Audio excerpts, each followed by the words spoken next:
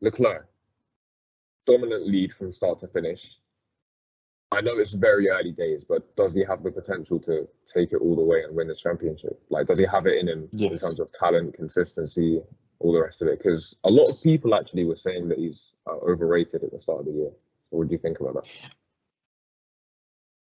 I think I was one of the people who said I stand by Wow. the fact that wait. There is I do say I stand by what I said in terms of I think he is a bit overrated before the start of the season. I think this season will prove if he is of the caliber of people like Max, and like like the best of this this generation essentially. I don't think he was Does he have overrated the though. potential? I really don't. He has the potential. He has the I can't say he doesn't have the potential, but is a lot of drivers have the potential but never go on to realize that potential for whatever reasons. So it'll be like we have to kind of see essentially will he be able to live up to the hype or not? That's essentially that's all I'm saying. That's why I Yeah, think no, he's overrated because I people just are don't think he's saying, overrated "Oh, though. He's not. he's like Max Verstappen." Bro, Max is a world champion. He's not. Like, there's a They difference. both Like, have the if you same win a number of championship, legitimate there's a difference. championships. Bro. I understand. Okay, championships aside, Max's performance last year was very impressive. It's just I think Leclerc showed enough in 2019 to justify his hype. Like he hopped it. Like you've got to remember one season in that Sauber, which is Alfa Romeo now, and he hops into the Ferrari, and he's on pace with Vettel instantly. He went on. He almost won He his actually was it performs a bit second better race. than Vettel at races. Exactly. Like that's what I'm saying. Like he should have won his second race if it wasn't for that engine failure or MGUK or whatever it was.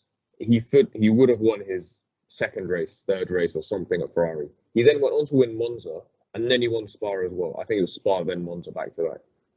Like Yeah, you have to say it he was did impressive very the way he also defended Monza from Lewis. I will give him that.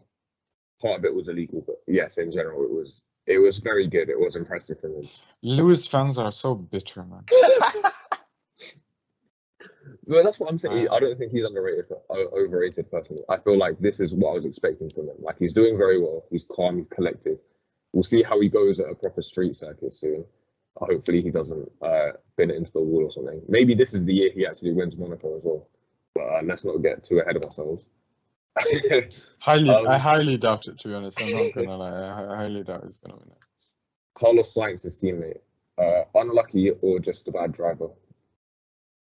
Unlucky. He might just be having a bad weekend. Let's switch it that way. He did have a horrendous weekend, but in general, he's just not been on pace so far. True. But I think Carlos is more like, I think I said this last week, it takes him quite a while to kind of get into the rhythm of the car and kind of get into it. So we'll see.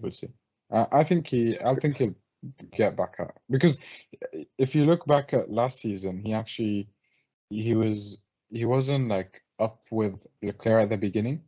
Like actually at the beginning, Leclerc was quite a bit ahead, but as the season kind of went on, you saw him kind of really pick up the pace, and in the end, he came ahead of what's his name, Leclerc. So I find impressive is that I think look over the course of the season and let's see kind of what he does rather than you're just right. kind of now. And he did have very. So I mentioned, like red flag came out just before his lap ended, mistake. Then he had the crash that caused his retirement, where he, just messed up slightly. There was a bit of a twitch mid corner, and then he ended up going over the grass and getting stuck in the gravel. A horrible weekend for him, very unlucky. But we're not just talking about, he was behind Leclerc and then he overtook him at the last race of the season to gain fifth or fourth in the championship. To get him at the end of the season would be to win the championship now. If we're talking about Ferrari being the fastest team now. So at what point is it too late for him to catch up? Because sure, he can, Lewis Hamilton's done it a lot. Like he's a lot worse in the start of the season, but he picks it up and Lewis is insane in the second half of the season. At what point is it too late for Carlos to start building up that momentum? Because if you leave it too long, Leclerc will do what Rosberg did in 2016, win a bunch of races, build up the gap, and then even if Carlos has some like miraculous second half of the season, it just won't be enough. I get it. I think probably like mid-season. I think by mid-season, if Leclerc has built a comfortable gap, I don't see him coming back from it. Like even with the season being like as long as it is now, you can actually there is a chance of you coming back and like, but I don't see it, to be honest. Like I'm not gonna lie. Does that include If by Max as well? mid-season, Does that, if by mid-season he has a big gap over Carlos, does that include big gap over Max as well? Like, would Max yeah, be able to I think overcome the if deficit? he has a comfortable lead, I think he probably will be able to hold it to the end of the season. But it'd be interesting to see kind of what happens. I think this is the one good thing about this season is it's very unpredictable in that sense. Like we don't know what's going to happen. Yeah. And it makes it fun. Like, you know, you're watching and you're like, you don't know what's going to happen next week. Who's going to lead next week? You saw like this week, I think very interestingly is like, what's their names were like very bad this week. Haas. Oh yeah, true. Like Haas were shockingly bad this week. And that's kind of like what happened to them, you know? So Yes. It's weird. Everyone's dropping about, teams, they do well, they come back. You're right. Like we were mentioning McLaren and giving them a lot of praise, but Haas has done the complete opposite just in like just as short of amount of time. Well, yeah, so it'd be here's interesting one to see team kind that of could what happens as we go on. yeah, here's the next team that we're going to talk about is one that could go either way, to be honest. Like if they gain a bit of time in their car, they could easily dominate the rest of the season. But if they can't fix their problems, they will drown to the rest of the teams. You know, they'll get overtaken by Mercedes, McLaren, whoever it is. Red Bull, another retirement. That's Max with 2 retirements in the first 3 races. It's not great from him. And to be fair, even then, Perez was before he pitted, he was about to be overtaken by Lewis because of his tires. I think without those safety cars, they might have been tested for that second place. I feel like the Mercedes could have got Perez and taken the podium because he really dropped off. As much as on usual pace in like the middle of the stint, he was comfortably faster than both Mercedes. But by the end of the stint, Lewis caught back up to him, and then he had to pit before he got overtaken. So without the safety car It could be periods, just like that might have tire exaggerated that degradation. gap.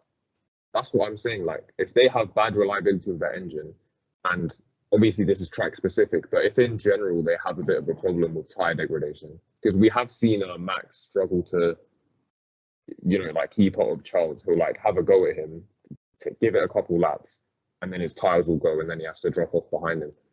So I'm not sure. Like if they have a bit of a tire deg problem and then a bit of like a engine reliability concerns, Red Bull could end up dropping back if Mercedes find that pace they keep going on about.